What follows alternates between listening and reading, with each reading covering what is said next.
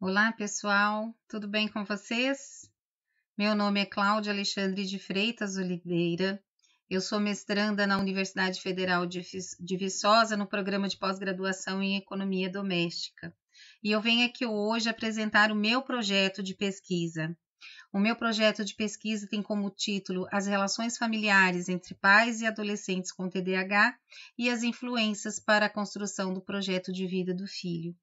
A linha de pesquisa é família, políticas públicas e desenvolvimento humano e social. A minha orientadora é a doutora professora Lilian Perdigão Caixeta. E eu gostaria de falar para vocês, né, um pouco sobre o trabalho que eu desenvolvo, né?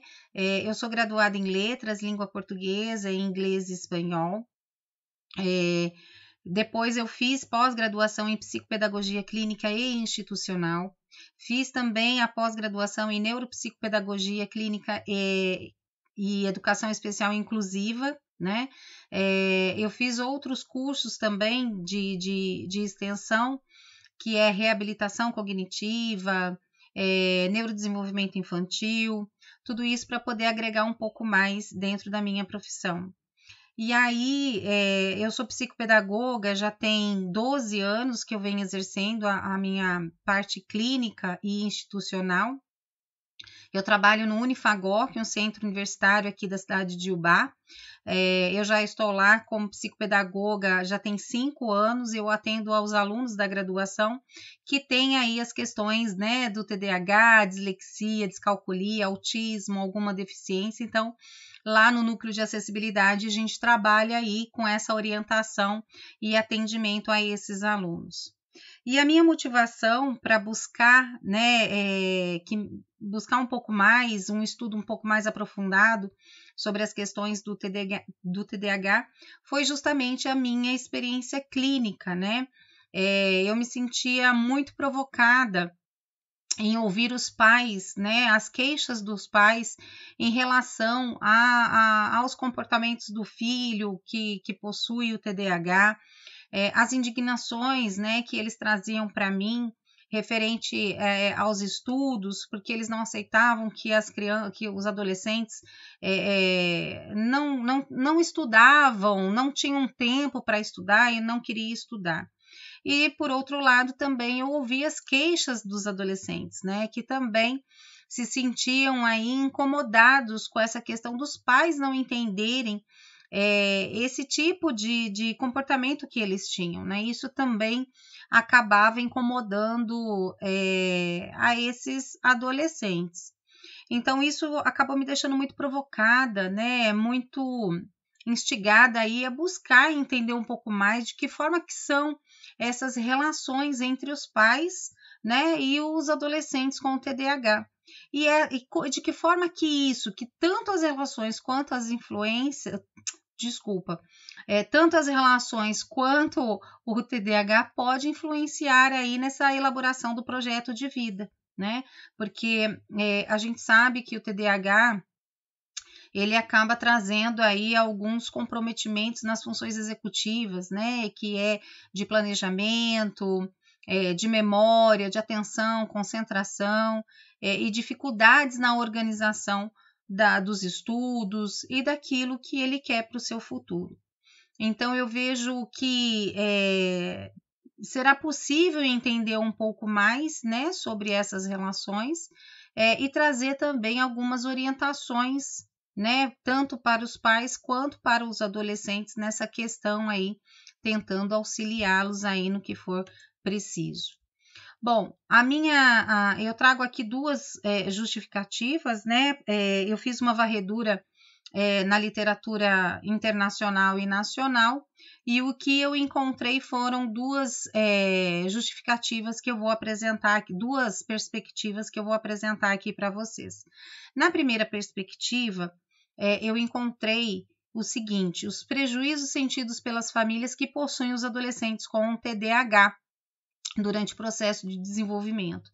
Então, nesses estudos, os autores apontam o alto custo financeiro para essas famílias, ou seja, o gasto que elas acabam tendo em relação a medicamento, a contratação de outros profissionais para trabalhar com aulas particulares, né, com os terapeutas, como psicopedagogos, fonoaudiólogos, né, dependendo aí da situação de cada aluno, de cada indivíduo.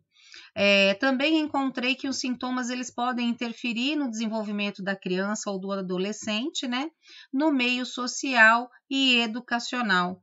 Ou seja, esses sintomas eles podem aí acabar trazendo alguns prejuízos nesse desenvolvimento da criança, mas principalmente, né, no meio educacional, que é o que a gente observa e percebe. E também encontrei aí, né, relatos, né, dentro desses estudos, que os pais têm uma certa angústia por não compreender essa fase da adolescência, que é uma fase um pouco mais complicada, mais delicada, né? E buscam aí através de um diagnóstico médico para justificar os comportamentos, né, apresentados aí pelos filhos nessa fase da adolescência. E na segunda perspectiva, né, foi observado essa questão, as relações familiares entre pais e filhos com o TDAH. E alguns autores vão trazer para a gente, né, durante os seus estudos, a influência das relações, as influências das relações familiares entre pais e adolescentes com o TDAH e dos adolescentes com os pais, caracterizado aí pelo processo bidirecional, ou seja, né, dependendo aí das formas de tratamento que os pais possuem com os seus filhos adolescentes com o TDAH, pode trazer aí uma reação ou uma intensificação desses sintomas do TDAH, promovendo comportamentos aí não interessantes, né, para os pais, e os adolescentes acabam aí trazendo realmente comportamentos negativos aí, e isso acaba sendo caracterizado através desse processo bidirecional, né? E aí eu trago também, né? Eu não encontrei muitas literaturas sobre a questão dessa relação do TDAH, família e a projeto de vida, mas eu elaborei um tópico aí que fala sobre a importância da elaboração do projeto de vida dos pais colaborando aí, né, nesse momento na fase da adolescência do filho com TDAH. E aí, só para conceituar, né, o que é o transtorno do déficit de atenção e hiperatividade, o DSM-5, ele traz que o TDAH é um transtorno do neurodesenvolvimento altamente prevalente, caracterizado pelos sintomas de hiperatividade, impulsividade e desatenção. E também o psiquiatra, né, o Dr. Mauro Muscati, ele traz que o conceito atual considera que a base do TDAH é de natureza neurobiológica, genética e neuroquímica, mas que a expressão dos padrões herdados é também modulado pelo ambiente. Ou seja, né, por mais que tenha uma carga aí genética, uma carga hereditária, uma questão de deficiência neuroquímica, né, que o ambiente ele também pode modular esses comportamentos para os indivíduos com TDAH. E segundo a Associação Brasileira de Psiquiatria, Associação Americana de Psiquiatria, traz que o TDAH é uma condição crônica e persistente, o qual resulta de uma tríade caracterizada por desatenção, hiperatividade e impulsividade, que pode manifestar em várias fases da vida e causando prejuízos familiares, acadêmicos, afetivos, problemas de ajustamento psicossocial e problemas profissionais. Bom, como objetivo geral, né, eu busco compreender como se estabelecem as relações familiares entre pais e adolescentes com TDAH e identificar quais são as práticas educativas, né, que auxiliam o filho na o objetivo geral é compreender como se estabelecem as relações familiares entre pais e adolescentes com TDAH e identificar as práticas, quais são as práticas educativas, né, para que os pais auxiliem o filho aí na elaboração do seu projeto de vida. Como objetivos específicos, né, Eu busco analisar como são estabelecidas as relações familiares entre os pais e adolescentes com TDAH.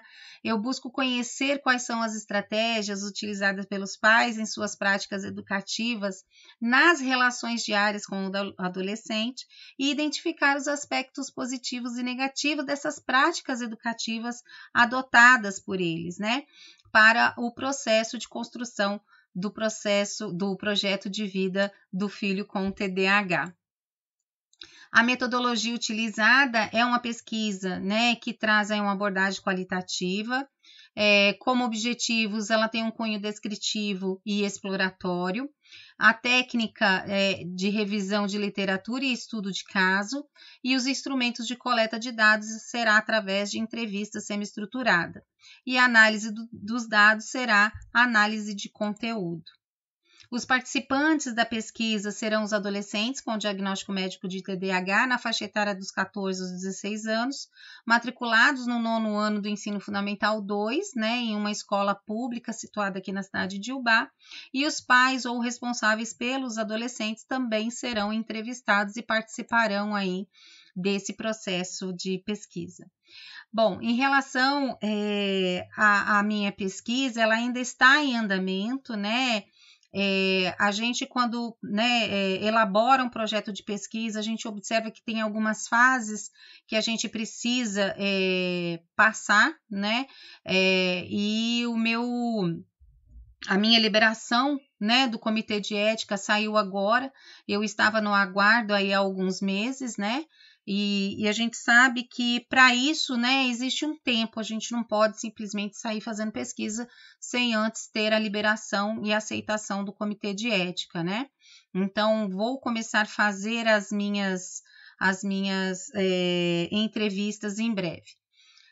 Eu tenho como expectativa, né, encontrar aí respostas para essa problemática levantada, né, e compreender melhor como que se dá essa relação dentro do núcleo familiar quando há, né, um adolescente com TDAH. Bom, encontrei aí algumas dificuldades, como eu disse, nessa autorização aí do comitê de ética, demorou um pouco para poder ser autorizado, né? Também tem o processo de autorização da escola para poder realizar a coleta de dados. Então, primeiro eu preciso esperar o comitê de ética autorizar, agora que eu vou começar a buscar aí dentro da instituição esses alunos para que eu possa fazer a pesquisa, né? E o tempo para a realização da pesquisa, né? Isso realmente demanda tempo.